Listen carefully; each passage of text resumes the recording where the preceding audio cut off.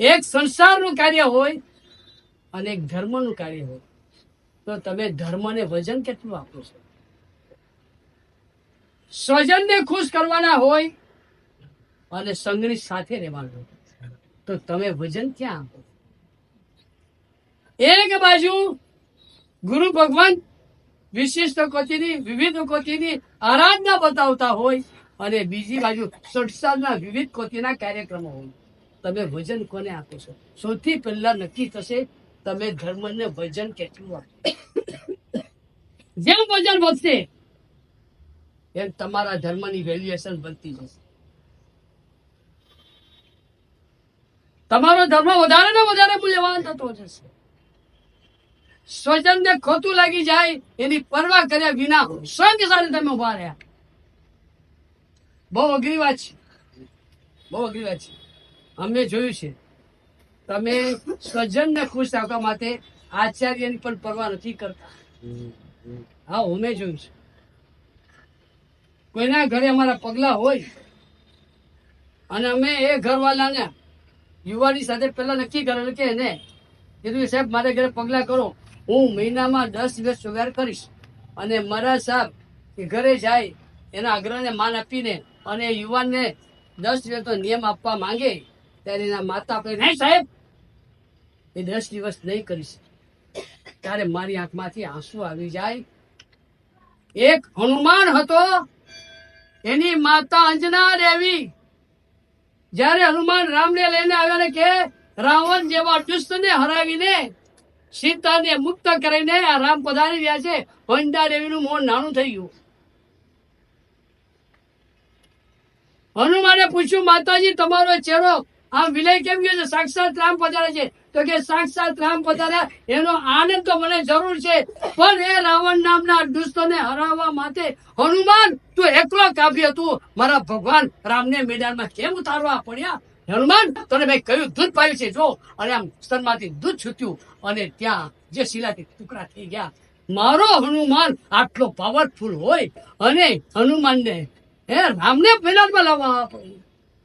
એક માતા ખુમારી વાલી હોય અને આપણી જેન માતા પોતે વર્ષે તપ કરે ને પોતાનો દીકરો મહિનામાં 10 દિવસ રાત્રિ ભોજન ત્યાગની વાત કરે અને માતા કે હે થાય એનાથી મારે કહ્યું છે માતાને તો પછી આ બાળકને તમે જન્મ કેમ આપ્યો?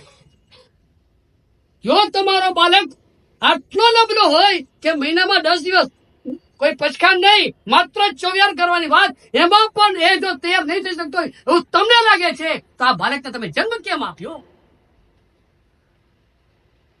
જે તમારો દીકરો 50 લાખની પણ મૂડી નથી અને 25 કરોડના ધમ ધકર એમફેડ નું વગેરે કરી નાખે અને પછી હાથ ઊંચા કરે, જ્યાં એને એમ નથી વિચાર આવતો મારી કેપેસિટી 50 લાખની છે તો 5-25 કરોડનો હું ધંધો કેમ કરું છું, ત્યાં તમને ક્યાં વાંધો નથી આવતો.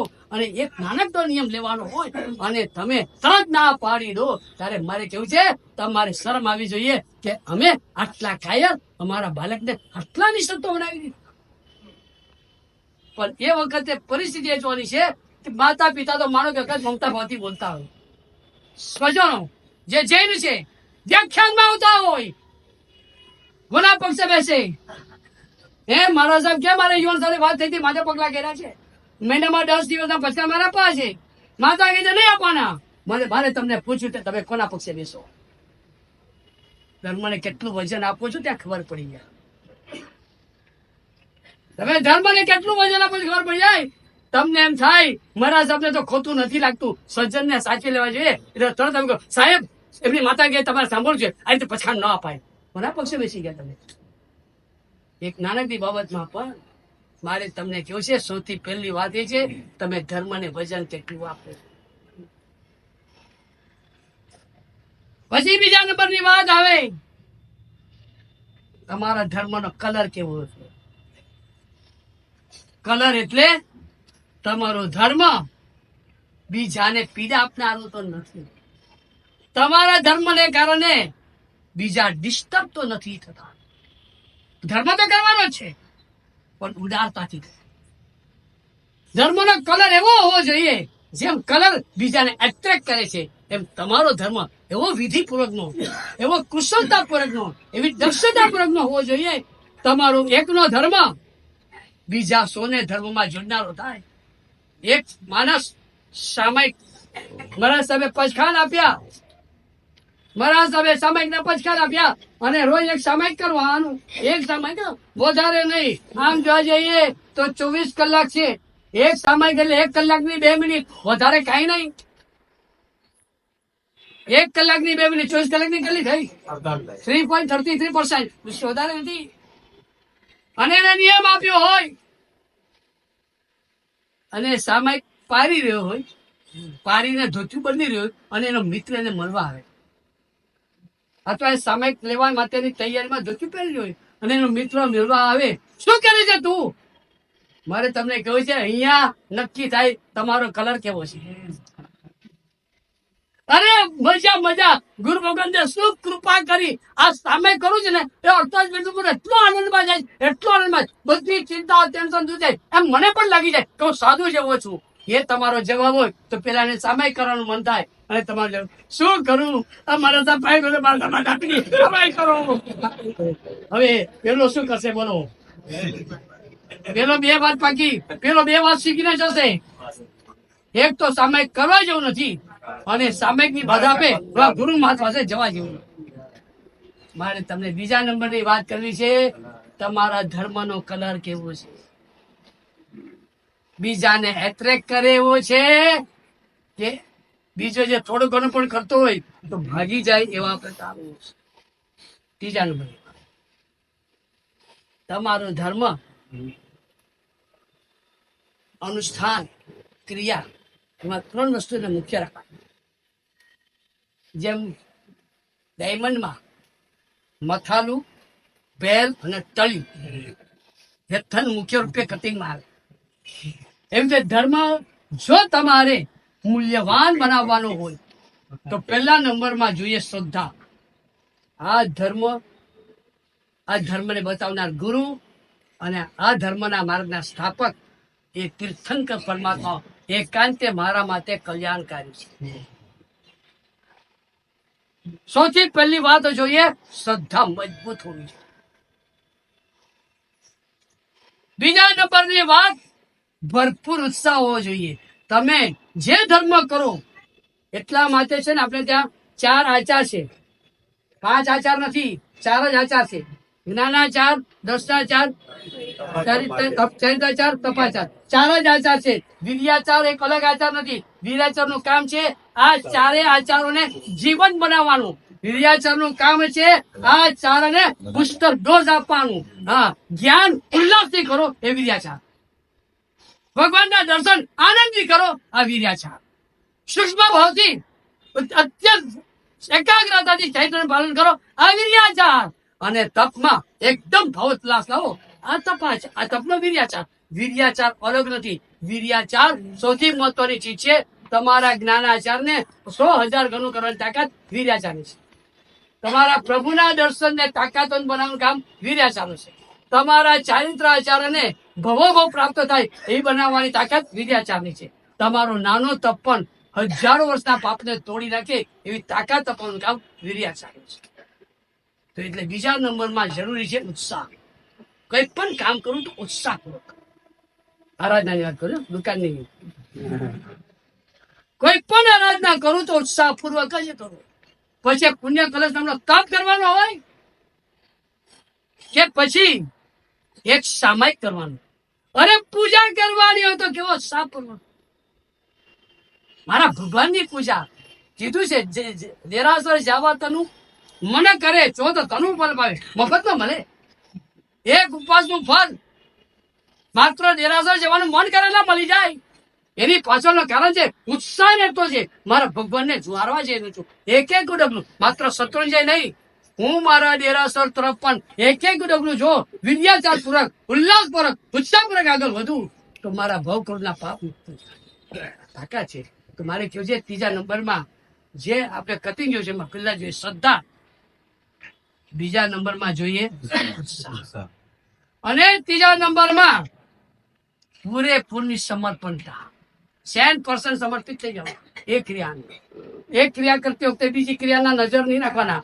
નમું બોલતા હોય ને સ્તવનની વિચારણામાં ચાલતા હોઈએ અને સ્તવન ચાલते ત્યારે કોઈમાં હોઈએ અને જોઈ જયારે બોલતા હોય ત્યારે ઘરે જઈને શું કરવું છે તો મજા ના. મારે તો તમને સલાહ છે, જયારે ચૈતન્ય કરવા બેસો ત્યારે તમે જે પાટલા પર સાચો કરો એ પાટલાને સાઈડ પર મૂકી અને પછી ચૈતન્ય કરો. બહુ સમજીને તમને સલાહ આપી રહ્યો છું.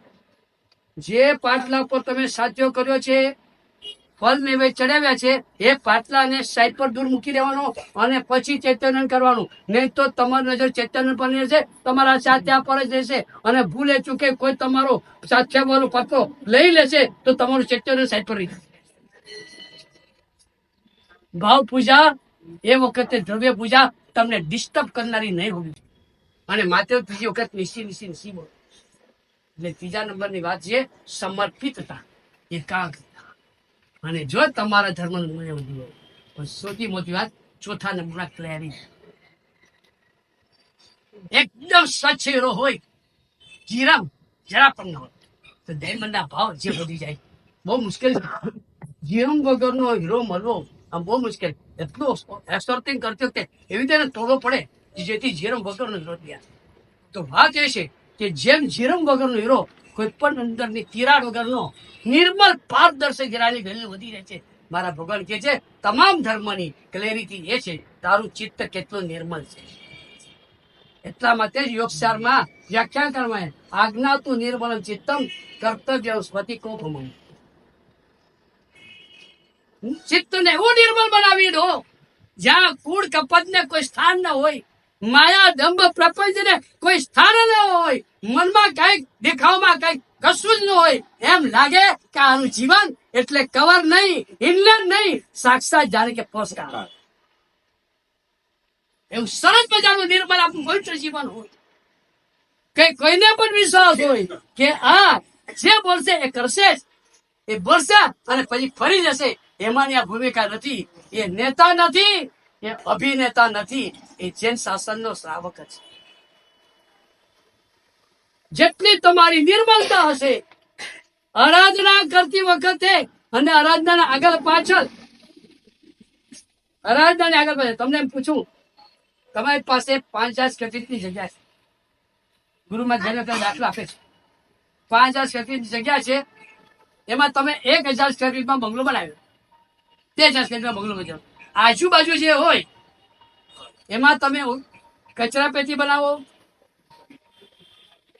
નાના કચરા પેટી ઉકર દો, ડમ્પિંગ ગ્રાઉન્ડ નહીં.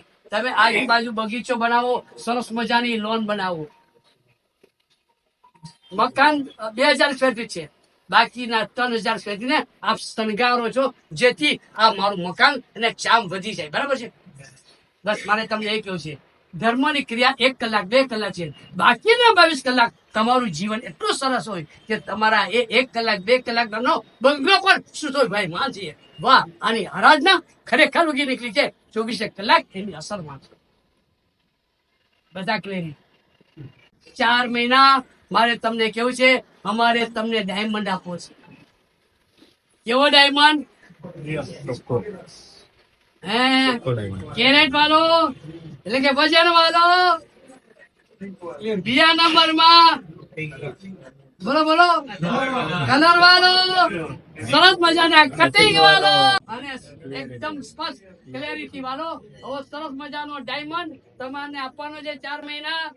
પણ મારે તમને કેવું છે સમજી લો, આ 4 મહિનામાં જો તમને ઝટકો લાગશે તો તમારા જીવનમાં ચેન્જ આવશે.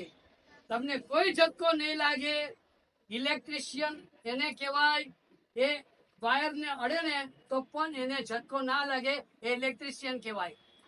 એ જીવન વાયર ને અડે તો પણ એને ઝટકો નથી લાગતો કારણ કે ટેવાઈ ગયો છે, એ ઇલેક્ટ્રિશિયન કહેવાય. તમારા માટે એવું ન કહેવાય કે હીર સુરીમાજ વાળા જે આગળ બેસનારા છે એ એવા પાવરફુલ છે કે માણસ ગમે એટલું પ્રવચન આપે એને કોઈ કરંટ લાગતો જ નથી. આ ભૂમિકામાં તમે નહીં જતા, કરંટ લગાડશો, ઝટકો લગાડશો તો તમારા જીવનમાં અવશ્ય પરિવર્તન આવશે.